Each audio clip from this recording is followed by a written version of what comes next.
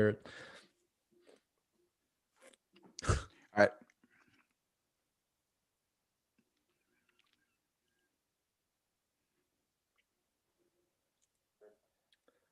All right. How you doing, folks? Ron Raymond here from the Raymond Report, along with Ross Benjamin of RBWins.com for a Football Friday, NFL Football Friday. Today is Friday, November 13th. Hopefully everybody's having yourself a good start to your morning. As always, I'm joined here by my good friend and co-host, Ross Benjamin of RBWins.com. How you doing, Ross? I'm doing good. It's Friday the 13th, Ron. Watch out now. You know, I don't want to spook anybody, but there you go. You just jinxed the whole show. Good job, Ross. Anyway, all good. Ron, how about you? Yeah, things are great. You know what? Another good night last night. Coming off a good week last week in the NFL. Interesting game last night, to say the least. I know if people are working at FedEx right now, they're probably loosening up their leg because they might get the call. Yeah. Can't do any worse than that punter from Tennessee did last night. Holy cow. I mean, he cost me the under in that game. I mean, I would make that same play again today. A 17-yard punt from his own 10-yard line. And then, the block punt for a touchdown really wasn't his fault. That was his protection breakdown. But, it is what it is. I had a nice free pick winner on Indianapolis at your site last night on video. And I know that you had Indianapolis as one of your pay selections. So it was, all in all, it was okay. Yeah, no, it was a good night of football. And you're right. You know what? It was the halfback who, they normally line up a 3-man wall behind the O-line. And, it's nice, not nice to see, but when as a teaching point for students and players who look at the pros, they make those mistakes in the pros. Yeah. That's a fundamental mistake, always inside out. The way we teach blocking is always inside out on special teams, because the inside guy is going to get a faster track to the punter or kicker. And sure enough, it got blocked and scoop and score there. Scoop and score, yeah. Yeah. I mean, he almost he had that block so good, he almost overran the damn thing, for crying out loud. Yeah. I don't recall in recent memory an easier punt block than I saw last night. So. Couldn't be any worse than that Phillip Rivers attempt to tackle that pick six last week. Yeah, awesome. Yeah. You see Phillip Rivers, though. I mean, I mentioned it yesterday. He seems to, if he gets away from those defenses that put a lot of pressure on you with a lot of exotic blitz packages, Ron, like he faced the week before against Baltimore, he could pick you apart, especially a Tennessee defense. Again, Ron, I've been mentioning this for the last 5 weeks. Tennessee reminds me of the AFC version of the NFC version, I should say, of Seattle. You know what I mean? On an AFC level, whatever the words. Yeah, I know what you mean. I twisted that and not. But anyway, I mean, a team that could put up some points, dynamic offensively, but yet can't stop anybody, especially in the air. And you're going to see. I would be shocked if you don't see going forwards when teams face Seattle and Tennessee, their pass to run ratio. I wouldn't be shocked if you don't see it 2-1 in every game. You know what I mean? It's just I can't imagine you wouldn't attack Seattle via the air. Look what Buffalo did last week. Yeah. Their pass to run option and was 38-19, I think, which is 2-1. I'm not sure what Indy was last night, but probably wasn't as high as that because Hines ran for over 100 yards and they were running the ball effectively with the lead. But in any event, I'd be shocked not to see those ratios against those two teams be on a higher level of pass to run. Yeah. And Troy Aikman, said it best last night. Phillip Rivers, and this is on Frank Wright, or not Frank Wright, Vrabel. And he's the defensive coach. Yeah. It's how many times did Frank Wright go on fourth down in the first half, right? It was like 3 times. And they're giving 7-yard cushions. It's 4th and 1, 4th and 2, and you're giving the wideout a 7-yard cushion. And all you need to do is get 2 yards. And those are fundamental mistakes. And you know what? Any team that plays Indiana, the Indianapolis Colts, Phillip Rivers is he gets the ball out quick. He's got that sidewinder delivery, and if you give him a cushion, he'll tear you. He's really accurate. And one thing I'll give Phillip Rivers on those crossing routes, he is so accurate on those shallow crossing routes. That is one of the hardest things. One of the easiest things to do is hit stops and verticals. Try to hit receivers running on an angle on a horizontal and time it perfectly. He's really good at that. But if I'm playing Indianapolis, I'm playing press coverage. I got a man deep, and let the running game beat you, and let Phillip Rivers get his pitter-patter feet in the pocket going after 3 steamboats, right? Yeah, And force him to beat you vertically. You know what I mean? Like you said, those quick slants, and he's really good at throwing guys open, Ron. You know, he's always been that way. I mean, I would not teach your son how to his throwing motion and say, this is how you do it. Yep. He's got that really unorthodox throwing motion where he almost looks like he's shot putting the ball, you know, but he's got a high IQ. He always has. The problem with Rivers is, again, he sometimes takes way too many chances trying to fit things in tight windows without the strongest arm by NFL standards. Yeah, and there's a couple of quarterbacks like that too, right? Drew Brees comes to mind. Brady's still got a bit of zip on his ball at 43. So no, but Brees isn't prone to the mistakes that Rivers has been. No, he isn't. No, he isn't. You know what I mean? Rivers. I mean, you look at his numbers last year, Ron.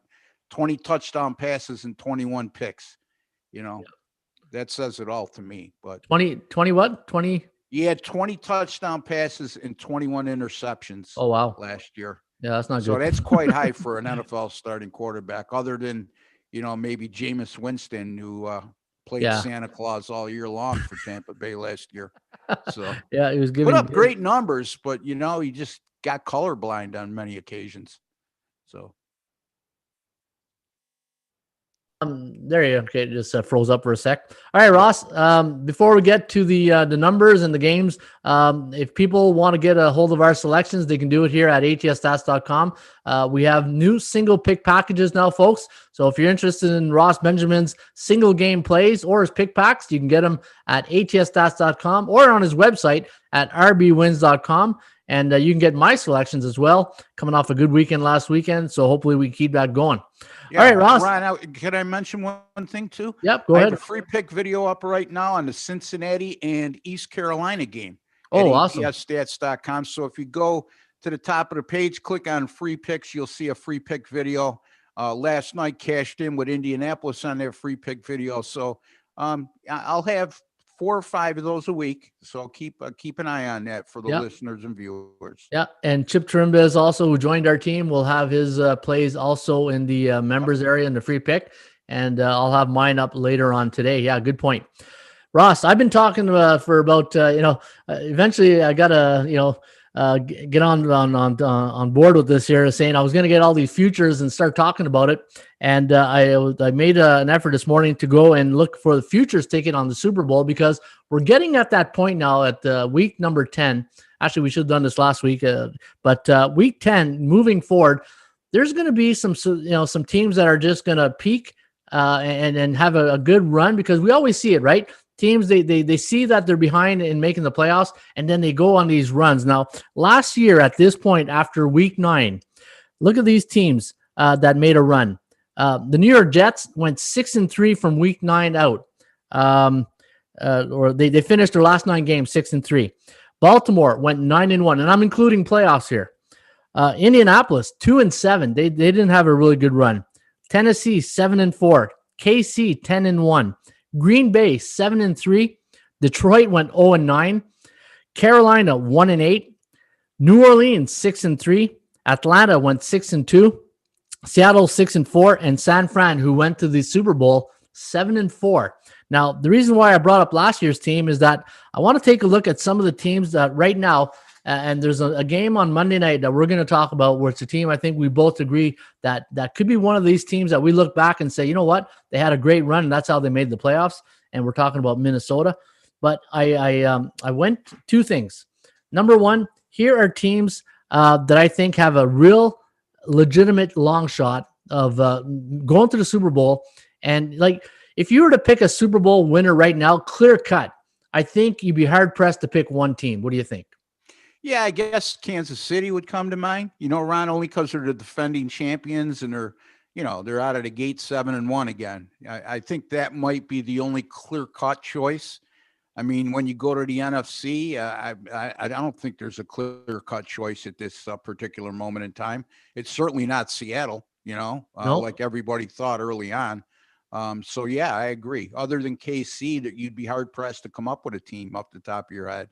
So what I do normally at this time, Ross, and I did in baseball, remember I took the Marlins and I took a couple other teams, and these are my hedging opportunities. These are teams that they don't have to win the Super Bowl. They just need to make the playoffs, and then you got yourself a nice hedging opportunity coming into the playoffs. I'm going to name you three teams that I think they're a good shot. You should buy some tickets on the Super Bowl because you might have a good hedge down the road. The first team, Ross, the Cleveland Browns at plus 8,000. Can you put those odds up, or you? No, I got them from. Yeah, I don't have them from here. Okay, all right, no problem, Ron. Yeah. So the Cleveland Browns are 5-3. I went through their schedule. There's a good chance they can finish 10-6. I think the Cleveland Browns at plus $8,000 could be a great hedging opportunity down the road. Yeah, I mean Nick Chubb's coming back from injury. They did lose OBJ. Hey, Ron, you know me. I made a pick on Cleveland to win the division. Yeah, that's why I named them first, because I knew that was your pick. I mean, we'll see. The second team, Ross, the Miami Dolphins at plus 5,000. Not going to happen. They have a chance of winning 10. Yeah. Look at the schedule. Yeah. Again, they're winning with smoke and mirrors, right? But Ross, all they got to do is make the playoffs, and you got a hedging opportunity. I understand that. Yeah, I understand that. LA Rams 2,500. That's a good value right there, because you got a team that's it's a little inconsistent offensively, but you'd be hard pressed to come up with a better defensive front in the NFL that the Rams possess. Yeah. So those are three teams I thought that I'd bring to our attention here on the show today. And I'm telling you, I'm gonna be stacking up on the Cleveland Browns at 8,000, because I think there's some really good hedging opportunities coming our way here. Second, Ross, let's talk about 3-win teams right now that might have a shot of making the playoffs. Not winning the Super Bowl, not just trying to make the playoffs. New England 3-5. Do they make the playoffs? No. Denver Broncos 3-5. Do they make the playoffs? No. Philadelphia 3-4. Probably, because of the division they're in. Yeah, I agree. Minnesota 3-5.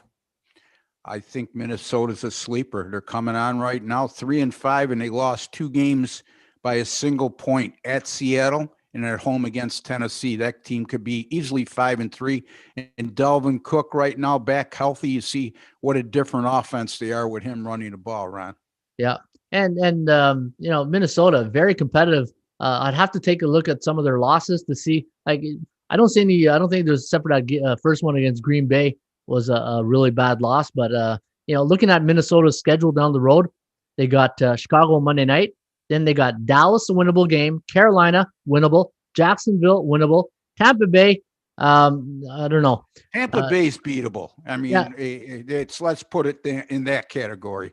Difference between winnable and beatable. Yeah, beatable meaning you're probably going to be an underdog, but you do have a realistic chance of winning a game. Yeah, you do. Let's be honest. The only teams I think right now that are, Baltimore, KC, those are games you'd be hard pressed. You better be at home and have a little luck going your way. Sure. New Orleans and Detroit. So they finished the last 3 games against Chicago, New Orleans, Detroit. 2 of the 3 are winnable. In my view, New Orleans could be a bit of a toss-up there, depending if it's at home or on the road. They won at New Orleans in the playoffs last year, remember, Ron? So that's going to be a little bit of a revenge game for the Saints. We'll see how, a lot can change between now and then, too. And that New Orleans game near the end of the year, Ron? Yeah. Last year against New Orleans? No, I said, is that New Orleans game this year near the end of the season? Yeah, it's the second last game of the year. Yeah, so a lot could change between now and then. And Minnesota, Ross, plus 8,000. So Cleveland, Minnesota could be a nice hedging opportunity there. So when you say play plus 8,000 to win the Super Bowl or make the playoffs? Win the Super Bowl. Okay. So you bet 100 to win 8,000, but you make the playoffs, then you start hedging your way, right? Yeah. No, exactly. So hey, we're giving out some pearls here today, as our good friend Greg Denson would look, say. I mean, look what your pick on Tampa Bay before the baseball season started. I mean, talk about a perfect hedging opportunity. Yeah, man. Miami had Tampa Bay, Miami, and I had a couple other ones to cover. But Tampa Bay, you win 3 series before you lose. You know what I mean? So, I mean, you get to the World Series like that, and you got whatever they were, 15-1 or whatever they were at the time. Now you're in great shape. Yeah, it was, and you know what? I had the Dodgers as a long futures ticket. The Dodgers ticket was just one to cover all my bets that I made. It was basically a break-even type thing, right? Tampa Bay would have been the one that made a little bit of cash, but having the Dodgers, truth be told, I still lost a bit because I bet more than on those other games, right? But I was able to hedge some of that money back.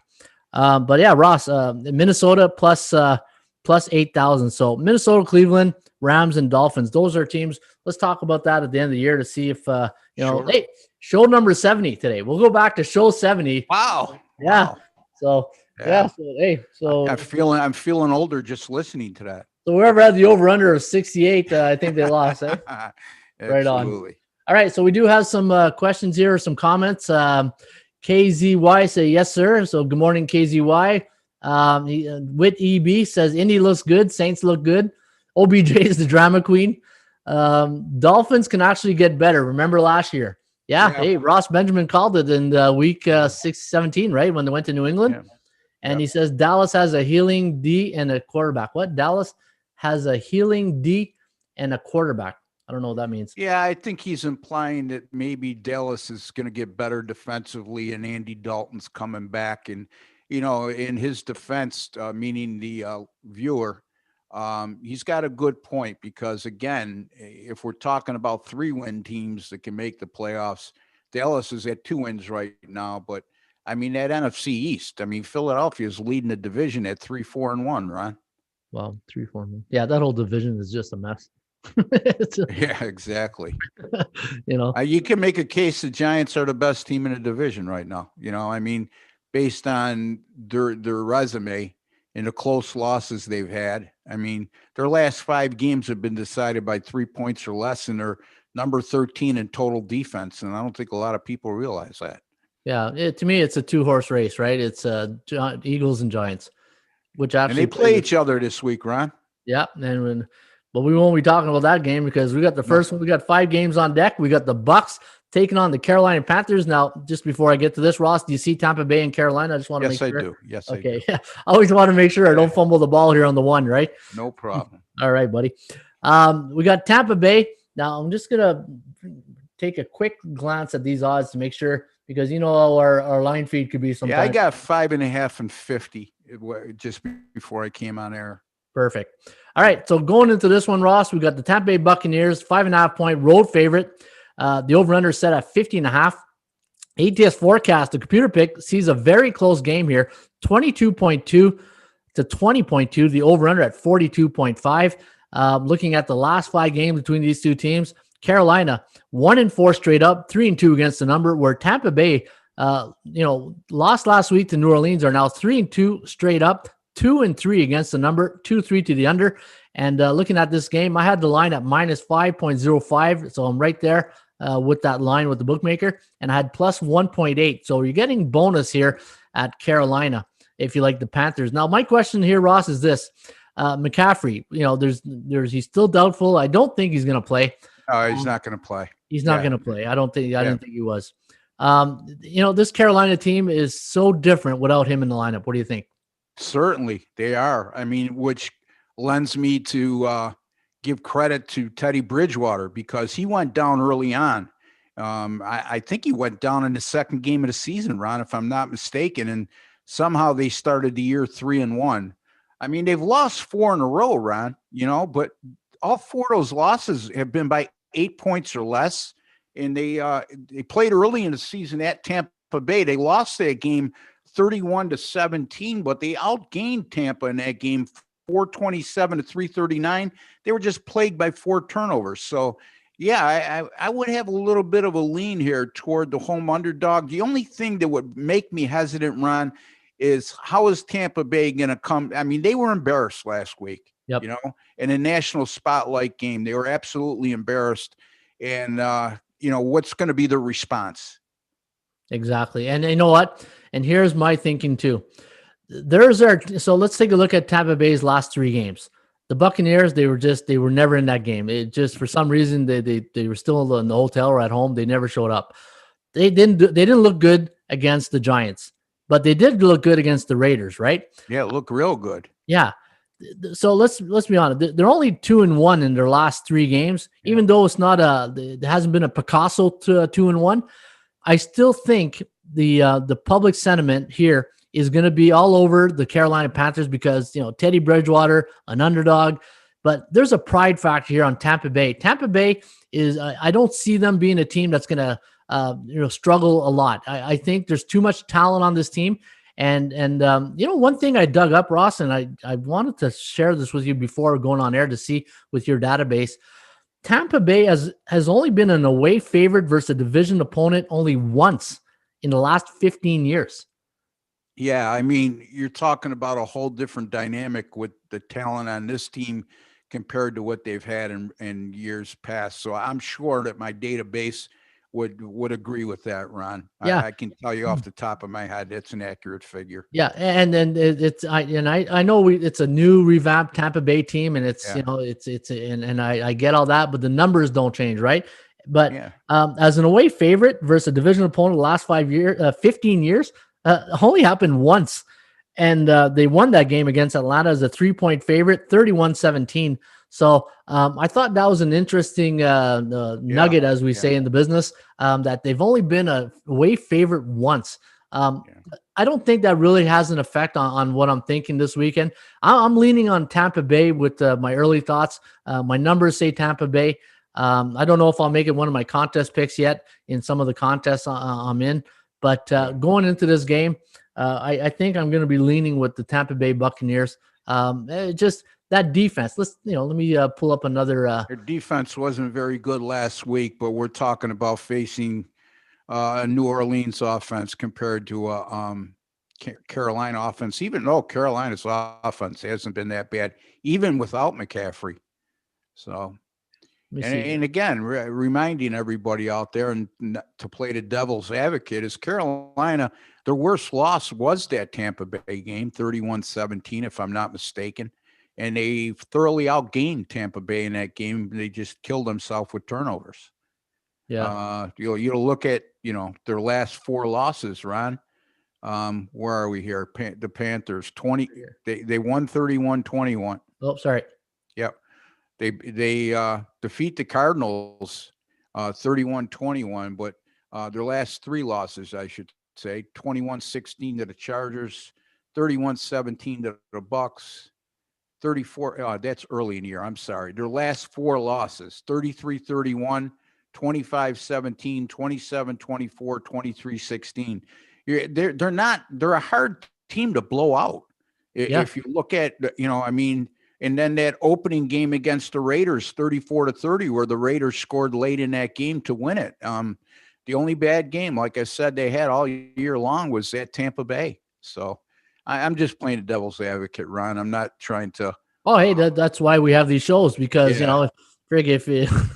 if we agreed on everything, that would be boring as hell. I'm not saying I disagree with you. It's just bringing stuff up to the listeners. Sometimes you have to look inside. A team's records could be deceiving at times. At the end of the day, it's about wins and losses, Ron, but we're going against the spread too.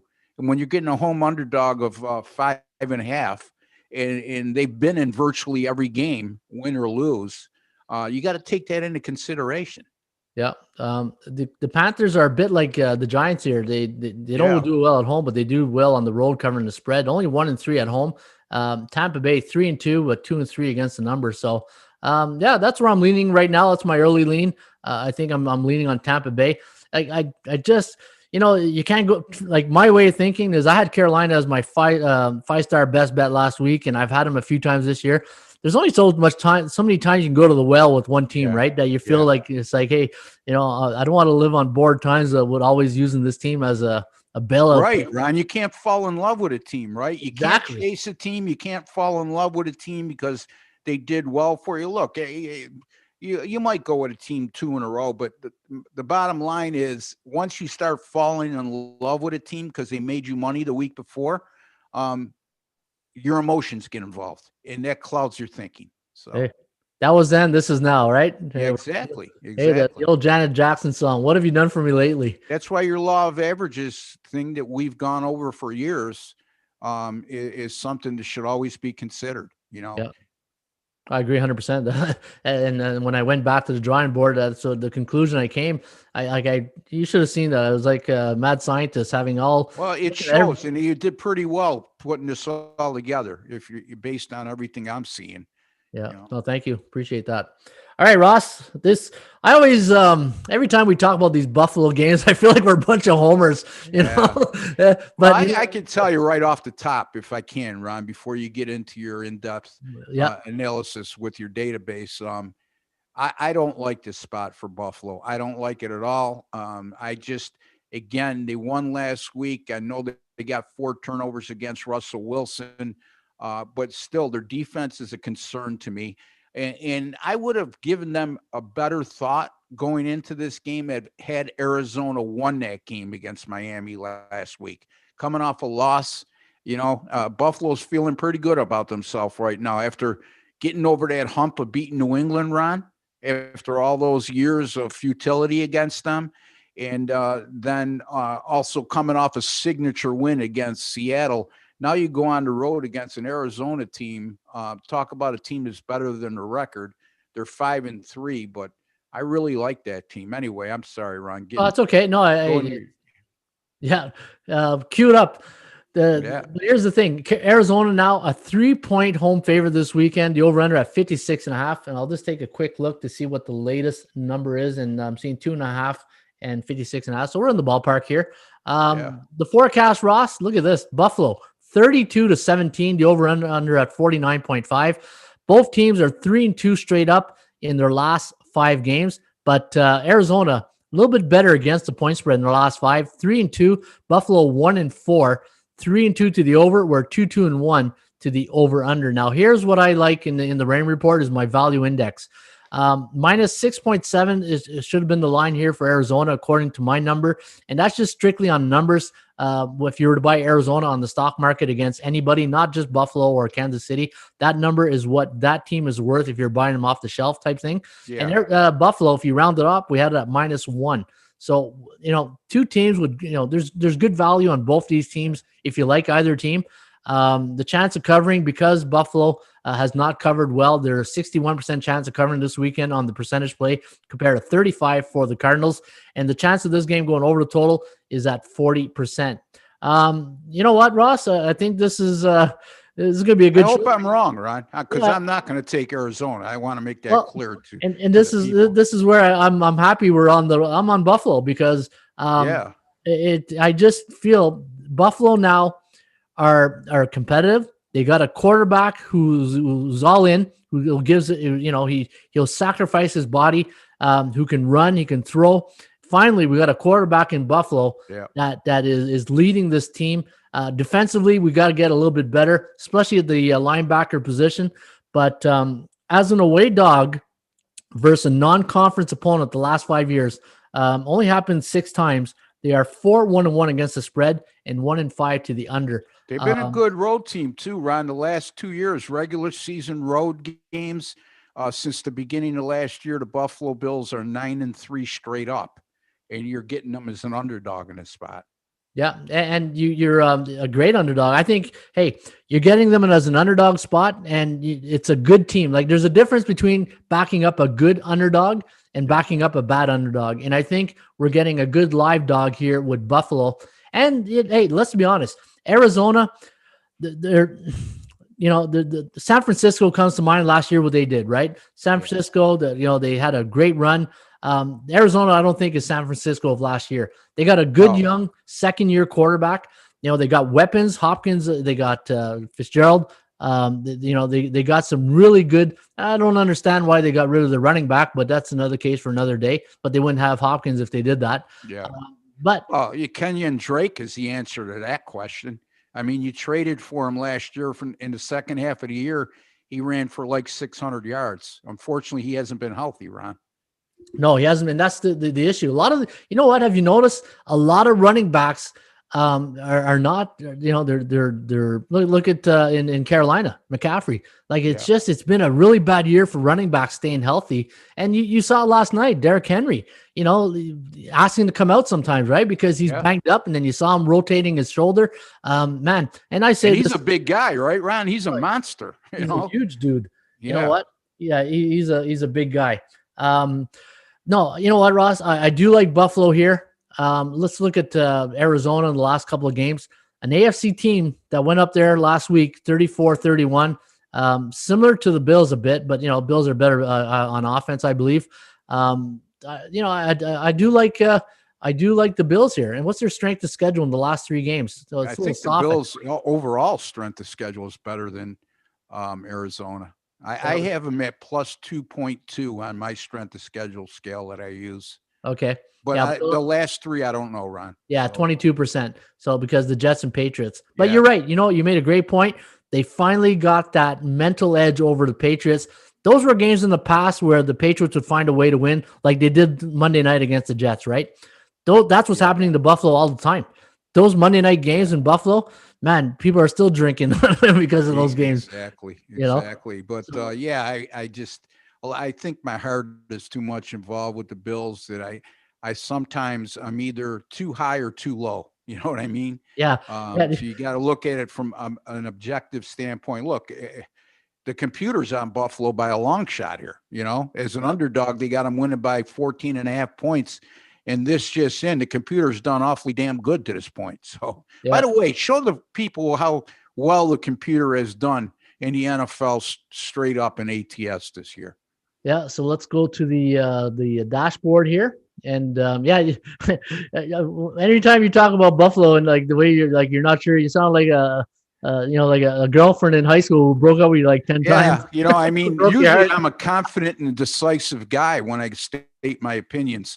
It's just that because of my loyalty to the team that I don't want to mislead and come across as a homer, so I try to play the devil's advocate sometime. Yeah. So right now, the last 100 games straight up, 79-21, 68-30-2 against the spread, the computer, and 72-28. But that is good. But the Kogo and the chance of covering. So sometimes what I like to do is I'll track the chance of covering in the Kogo. And this here, it seems more normal, 50% on the chance of covering. And right there at the law of average, it's almost like a bookmaker making this line right here. And 52.9 on the Kogo. So the totals hit at 53% if you round it off. So it's been having a pretty good year. And folks, if you're interested in this database and the computer picks, you can get a membership for as low as $9.99 at the website for 1 day. And you go into the dashboard, go to the NFL, go to NFL odds, or go to NFL and the computer picks right here in the dashboard, and you can get those That's selections. $9.99 a day, Ron. What's the subscription prices on that? So subscription, if you want a week, it's $24.99. A month. A month is $24.99 for a month subscription, and a year is I believe is $249. So pretty good deal. That's a great value. Yeah, and you get access to the entire site except our premium picks, which you can buy on a daily basis now if you don't want to get a subscription. We do sell our picks now, Ross, on a single pick pack. All you got to do, go to single games, and you can purchase our selections. I got a 5-star best bet in college football that I really love, and that's up for sale. And I know Ross is going to have his selections up today as well. All right, Ross.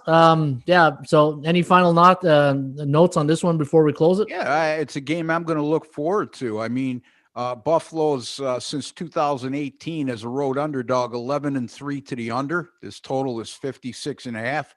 And quite frankly, it's a justifiable number. I mean, when you look at both of these teams' offensive output over the last 3 games, Arizona's defense hasn't been very good over the last 3 games, though. Budda Baker might not be playing. Okay, Ron, he hasn't practiced this week yet, and we both know how he's a key cog in their defense. So if he's out, that's certainly not going to help Arizona's chances. So Aaron Green in the chat is saying bottom line is Panthers can protect Teddy. So he's talking about the game about Tampa Bay and Carolina.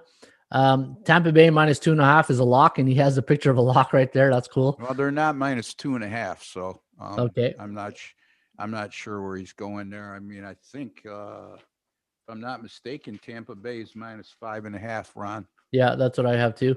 And Buffalo -3. Cards are a fraud, he says. Buffalo's not -3; they're actually +2.5. So, yeah. I don't know. Again, all due respect to the listener, I don't know what lines he's looking at. Yeah, maybe he meant the -3 cards are. Buffalo cards -3. But you know what? Yeah. Anyways, looking at the Seattle versus the Rams. This is a really interesting matchup. You got a Rams team coming off a bye. Seattle just didn't look really good last week in Buffalo, really got exposed for on defense, which we knew all year. It's no surprise. Going into this game, the Rams now a 2-point favorite. The over/under set at 54.5. Computer, look at this. It's like Baylor, Texas Tech here. 46.5, 31.7. The over/under at 78.2. And you know what the worst part is, Ross? This could happen. Yeah, no doubt about it with Seattle's defense and with Russell Wilson leading that explosive Seattle offense. You know what, Ron? I mean, I look at this game and, the Rams coming off that bye. Seattle, teams know how to attack them now, Ron. And the Rams, their inconsistency drives people crazy because there's enough talent on this team to be a Super Bowl contender. There's no two ways about it. I think the Rams are going to be able to move the ball at will in this game because of Seattle's pass defense. And I think you look at the Rams, they've gone under the total in 5 straight games now, Ron. Yep. They've allowed 16 or less in 4 of those 5 games. They've allowed less than 300 yards in 4 of those 5 games. Now that you're going to be hard pressed to do that against Seattle. But my point is as opposed to the Buffalo game last week, which the Bills were in control from start to finish, I think the Rams are capable of getting the stops when they need them and opening up a big lead and making Russell Wilson one-dimensional like Buffalo did last week. And when that happens, he's a whole different quarterback. We've seen that. I mean, he's thrown 7 or I think 5 interceptions in the last 3 games and turned the ball over 7 times. So we'll see. I'm not crazy about Seattle. You know that, Ron. I wasn't crazy about them when they were 5-0. And I'm certainly not crazy about them now that they lost 2 of their last 3 and continue to show that chink in their armor. Yeah, no, you nailed it. They're inconsistent, but they still have a good offense that can explode any time during a game, especially with Metcalf on the field. That guy just Yeah, I mean Metcalf, Lockett. Pick your poison, right? Yeah. But you know what? You said a word there that I think that doesn't get broadcast enough during telecasts and people talking on air on radio. Stops. Yeah. Even think about that Notre Dame Clemson game. Notre Dame had one shot in the last minute to make a comeback to tie that game, and Clemson couldn't get a stop. Yep. And watching some of these football games now, it's like touch football. It's like all the offense, and look at all the high-scoring games, a lot of overs. Defenses are not getting stopped. I don't know if it's a COVID era and then lack of preseason and lack of fundamentals during the week of tackling, but teams are not getting stops when they should be getting stops. Where you hope they'd be getting stops. But the one thing the Rams do though is they play some unders, and we've talked about this a lot. 5 straight, Ron. 5 straight unders. And how many times have we said, oh, look at this team, 5-0 to the over? New Orleans. I think Dallas was another one. A lot of teams we're talking about, a lot of high scoring games. But you could be right here. The Rams could, off a bye, could catch a Seattle team who's traveling from the East Coast last week, now going out to the West Coast again, playing, going home, going back to LA. A lot of traveling happening here for Seattle. But you know what? The third game, I don't know what you're leaning. I'm leaning on Seattle here. No. If I make a play on this game, it's not going to be on Seattle. As an away underdog versus a division opponent, the last 10 years, 8-2-2 against the spread. Yeah, and when you look at again, Ron, they're only +2. You know what I mean? I'd like to know how many of those covers came at 3 or more, So anyway, I'm being a devil's advocate. Oh yeah, no, hey, I get it, and Yeah. when defensively, there's no question. You're talking about one of the better defense up against this offense. And in fact, let me go to the Rain Report power rate, the game matchups here. Let's take a look at this game, Seattle and right here. So you got the number 1 offense and the number 30 defense against the number 2 defense and the number 22 offense in the Rams. So that there concerns me a bit because Goff's been so inconsistent. Yes. And it just, I don't know if I can trust him. You know what I mean? Well, I mean, if you're ever going to trust him, it's going to be against this secondary. You know what I'm saying, Ron? Again, I'm just making a point there, And that's right. And that's what I'm doing. I'm just looking at the Rams home games this year, 2017 against the Cowboys. And that's what with Dak. The Giants 17-9. The Bears 24-10. That was a good win. The Bears offense. The Bears defense is pretty good. The Giants is better than average. They're number 13 in total defense. So I mean, when he has struggled, it's been against teams that are fairly good defensively. I think, Ron, I didn't have a chance to look at that entire schedule list, but I think that's the case. But we'll see. This is a really interesting matchup. I would really start to get concerned as a Seattle fan if they lose this game, because now they had lost after a 5-0 start. They would have had lost 3 out of the last 4. And this is a good chance for the Rams to right the ship because, like you said, Ron, and like I said, they've been inconsistent. And if you're a Rams fan, that's got to drive you crazy with the talent on that team. And there's no excuse here. You're playing division leader. You're 1 game behind that division leader, and you're playing with a week of rest. So, yeah. And look at this, coming off a bye since '83 at home, any Rams franchise 11-6-1. So, and you got a team now on how many days rest here? 13 days rest. Yeah. And that's one thing I'm always I pay attention to in the NFL is anytime and especially a coach like McVay, this guy probably sleeps 2 hours a night, and he just, been. They all do. It seems like. Yeah. Well, Gruden learned the hard way, right? Yeah. Maybe. I think that's the only reason why Ron's not applying for the defensive coordinator NFL job. Yeah. Like I alluded to yesterday. Not interested in watching 18 hours of film anymore, especially in Canadian football. Hey, you brought something up, buddy. We talked about it several times over the last week or two, is the high scoring games in the NFL, right? And you brought it up earlier because of the fundamental tackling is off, no off season, no preseason games. But, did you see that interview with Mike Pereira last night? The official that does, when they go to replay, he's their expert on Fox. If you haven't, he made a real good point. He said holding penalties are down, offensive holding penalties are down considerably this year. I saw that. And he said, especially so on first down. So, wow. Think about that, because you get a holding penalty on first down, you're 1st and 20, you're behind the chains. The chances of the probability of overcoming that 1st and 20 and continuing on with a series short of getting a pass interference call or a defensive holding penalty, your probability is really low. And that hasn't happened at that rate as we've seen in previous years, meaning this year. And then also defensive holding penalties are up considerably, Yeah. I mean, I see some of these defensive holding penalties, Ron. Oh, I know. And it's like, what are the defenders supposed to do?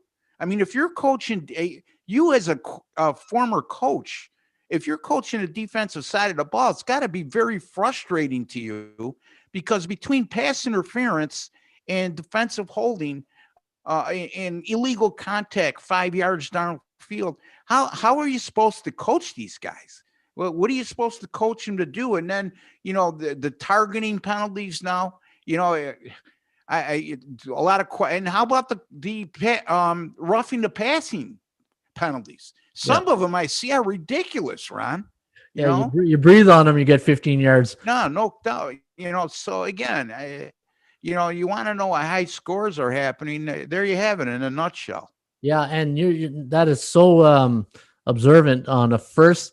Yeah, like I always said to the team, the offensive line. Look, I don't have a lot of first and 20 type plays in the playbook here. You know what I mean? Like you gotta, and how do you? I remember going to practice and doing shadow drills with the receivers and DBs and say, look, tape his arms or something. Like we got to get rid of this because, yeah, you're right. To me, Ross, you got to let the guys fight for the ball, but you only call murder when you drape yourself over a guy. Yeah, exactly. When you drape and you're just, all over the guy, then you call murder. But when you're just like fighting for the ball, there should be a rule where, a defensive guy should be allowed to tangle his arms and fight. And he has as much right as the receiver to get that ball. The call I really don't like is when the ball is underthrown and the receiver stops to come back and he runs into the DB. What do you want the DB to do? His momentum is carrying him forward. It's the quarter. And you know what? I'm wondering if they're coaching them up to underthrow. Well, sure they are. They're throw those footballs so that they can get a PI late in the game. And then, to me, that is BS. I don't like that rule. I don't like that call. And if the ball is underthrown and the receiver comes back and he objects himself or throws himself in the DB, that should be on the offense, not the defense. And I'm an offensive guy. I'm an offensive coach. You know what I mean? When I was coaching, I love those calls. But now, as a sports bettor and a handicapper, I just want fair play. Yeah, I mean, look, if you're seeing single coverage vertically 25 to 30 yards or more down the field, just put loft on the ball, okay? Yep. I mean, I could see if he's getting help from. Throwing into double coverage is never a smart idea, but in that particular instance, you don't want to do that. But if you got one-on-one coverage on a vertical deep route, why not put more loft on the ball? I'd rather have you underthrow the ball than overthrow it. At least when you underthrow it, you got two chances: the receiver coming back to the ball and making a catch, or pass interference. And then, I don't know. The other part of the equation is these guys don't. The defensive corners, and they just seem like they're not coached up enough, Ron. And I know I'm in no position to challenge NFL secondary coaches, but from just looking at things on film, they never seem to turn around and look for the ball. You know what I mean? It's the biggest cardinal sin I see right now when it comes to pass interference is it seems like 70% or more of those calls are because the cover guy is not turning around to look for the ball. I'll tell you, here's where I'll bring up my coach's hat and I'll coach that up right here. DBs are taught when you're following your receivers and the ball's underthrown, look at the receiver's eyes. Yeah. His eyes are your eyes because you can't turn around because you're going to lose track of your receiver. So always look at the receiver's eyes because they are your eyes and he will tell you where the ball is going and you react off his eyes. And then that's how you make the play. And that's where my coaching hat comes on. Well, that works in high school and college, in lower end college football. And I don't mean that disrespectfully. These NFL wide receivers, Ron, they know that, and they're very good at disguising that. It's almost like a catcher's waiting for a throw at the plate, and the guy's coming home, and he's just faking like he's not going to receive a throw, and he dekes the guy. These, if you look at these receivers, they know that they're not trying to give in other words, we talk about poker faces a lot. If you look at the best receivers in the NFL right now, they got great poker faces because they're not leading the cornerback to know when the ball is coming. Does that make sense? Yeah, no, I get it. I get it. It's a higher level. So yeah, it works on, in the fundamental stages in high school and Division II and Division III football. But when you start getting up into the Division I college football in the NFL, these kids and guys are excellent athletes and they get paid to catch balls. And they know that if they disguise themselves and don't give away their eyes, and I know that's difficult to do, it puts the cornerback or defensive back in a very vulnerable and disadvantageous position. Yeah, and a passing play, let's be honest, it down in distance. Every down in distance, there's an average timeline to a play. And if it's third and long, they know there's a 7-second timeline. And, the internal clock goes off in the DB's head, when the play is going to be extended or when it's going to be over. And anyways, all right. Yeah, and how many times have you seen a linebacker covering a running back?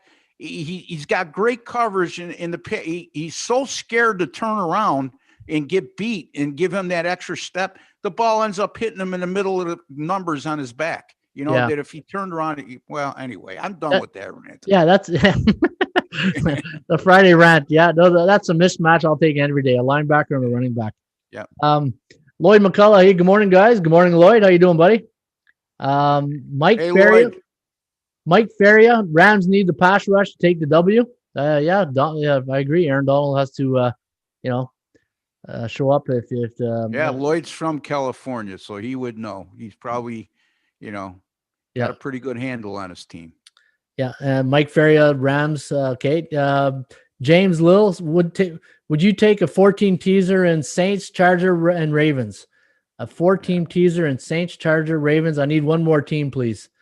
Oh God, I'm not a teaser guy. I'm not a teaser guy either. Yeah, sorry, James. Especially when you get into 3 and 4-team teasers. It's hard enough to cover the spread, getting the points, and not knowing. It's just the NFL is so unpredictable. You know what? Week 1 or 2, probably I play more teasers. Now that we know the teams and the bookmakers know the teams, it's probably tougher, right? 70% of the time when you cover a teaser, you would have won the parlay anyway. Yeah. So if that tells you anything. Okay. All right, let's take a look at this game here. The Chargers taking on the Miami Dolphins. Now I'm just going to take a quick look, see what the latest line is. This game, Detroit, Washington, still that game. I see a line now. Finally, I see a line on that Washington. Yeah, Detroit. Miami's -1. I got -1, Ron. Yeah, in 48.5. Yep. All right. So looking at this game, we got -1 for the Dolphins. 48.5 is the total. Looking at this game, Ross, the computer pick sees a really tight game favoring the Chargers here. 26.92 to 23.21. The over/under at 50.13. So it does like it, according to the latest number at 48.5, likes it to go over. Chargers, the team with the worst luck in the NFL right now this season, 1-4 straight up, 2-1 against the spread, but 5-0 to the over. And Miami Dolphins, 4-1 straight up, 4-1 against the number, 2-3-0 to the under. And you got a great quarterback matchup here. Tua going up against Herbert here for the Chargers. So far so good for the Dolphins. Like, it hasn't disrupted by changing Fitzmagic to Tua Tagovailoa. And now, Chargers going after another tough loss to face the Miami Dolphins. This year, looking at, let me see the stats on the offense here. You got the 17th ranked offense up against the 4th ranked Miami defense, and you got a 9th ranked the Miami Dolphins offense, which is a little bit surprising to me. I didn't think they'd be. You got to remember, there's some defensive touchdowns and punt returns in there too. So true. Chargers 27th on defense, so that's where their Achilles heels is for the Chargers. Your thoughts, Mr. Benjamin? I think I said Pittsburgh was a sucker play of the week last week, and I'm going to tell you Miami is the sucker play of the week this week. Everybody and their mother is going to think that this is an out-and-out lock. Miami having gone 4-0 straight up in ATS in their last 4. Just think about it. You got a 5-3 Miami team that's won and covered their last 4, and they're playing a 2-6 Chargers team that keeps continuing to beat themselves. Yet this line opened at 2.5. It's now down to 1. In addition to the fact that, keep in mind, folks, they're 2-6, the Chargers. All 6 of their losses have come by 7 or less, and they've blown 3 double-digit leads.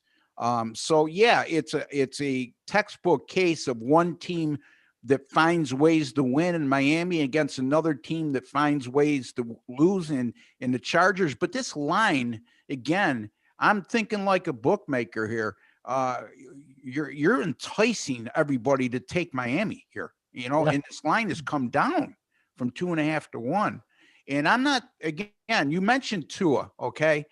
Right now it looks like a brilliant move, but let's be real, folks, okay? they've gone 2-0 with Tua at quarterback compared to Ryan Fitzpatrick.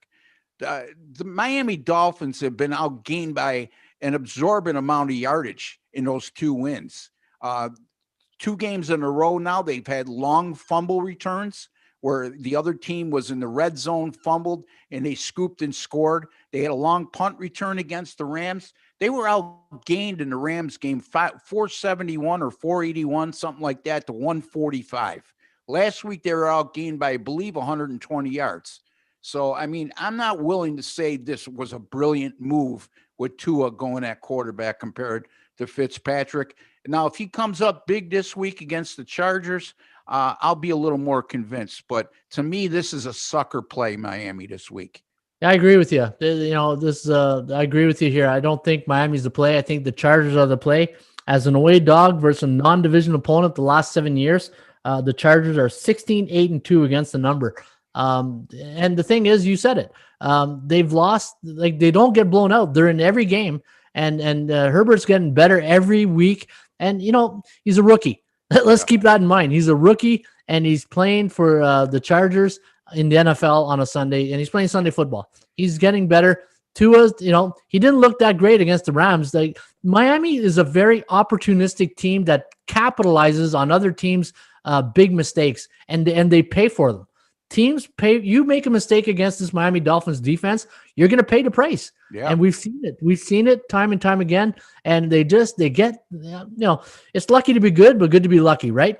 And I think right now, you're getting. It's the word we're looking for. Yeah, very. And I think right now, look, versus non-division opponents last 3 years, 9-3-3, folks. To me, the San Diego, they look like a San Diego Chargers. Remember the San Diego Chicken? A great mascot, eh? Little Ron Raymond run off there, but let's reel it back in here. I'm with you, Ross. I think the trap play of the week is the Dolphins, and they traveled last week to the West Coast, or Arizona, and then they're back here facing a decent Chargers team, right? So I agree with you, buddy. I think looking at the record here for the Chargers, the only thing, obviously, their point spread record is not that great on the road, 1-1-2.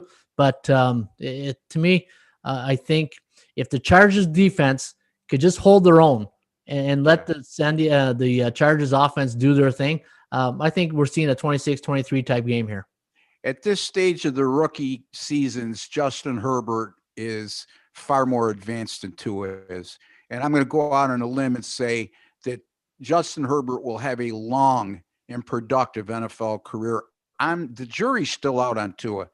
He played better. He played good last week. They didn't ask him to do a lot in week 1 because they were playing with the lead, even though he was just 12 of 23 for 90 yards.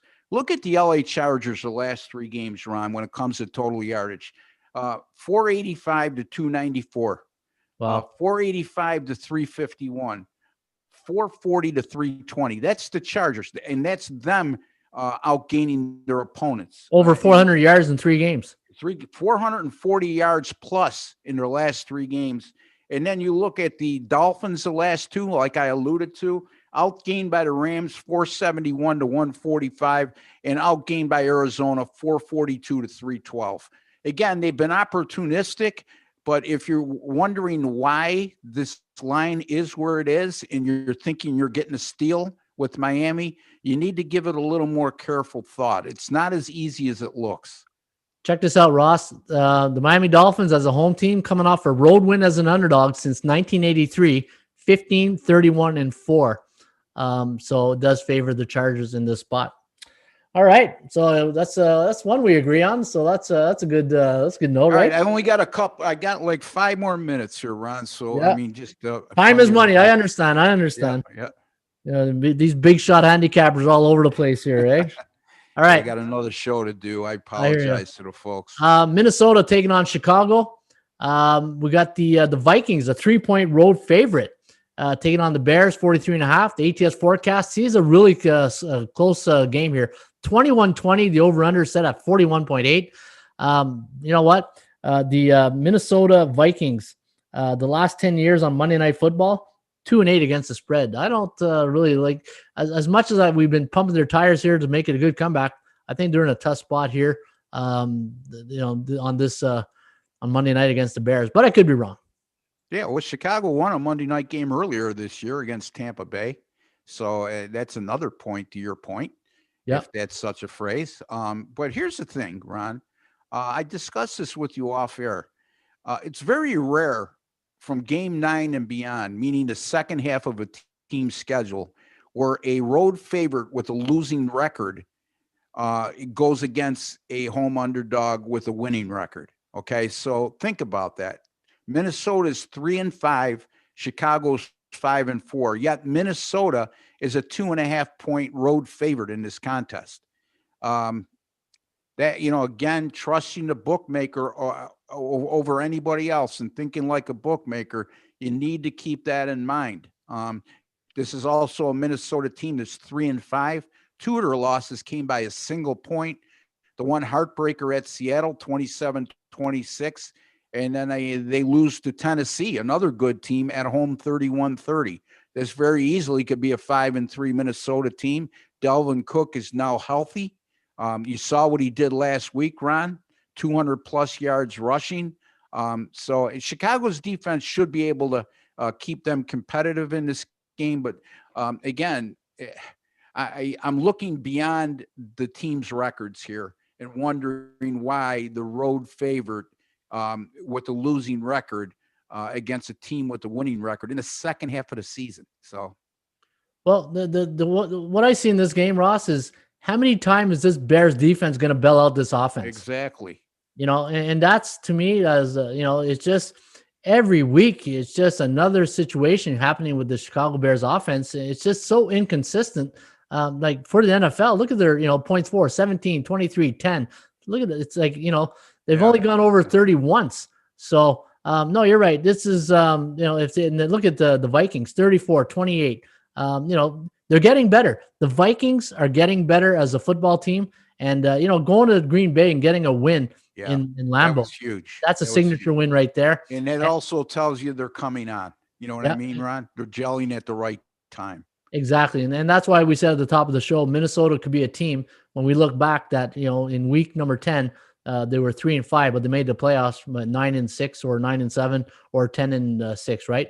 3-1 against the spread on the road. So might be worth a look here, folks, if you do like Minnesota this weekend. All right, Ross Benjamin, what do you got this weekend, buddy?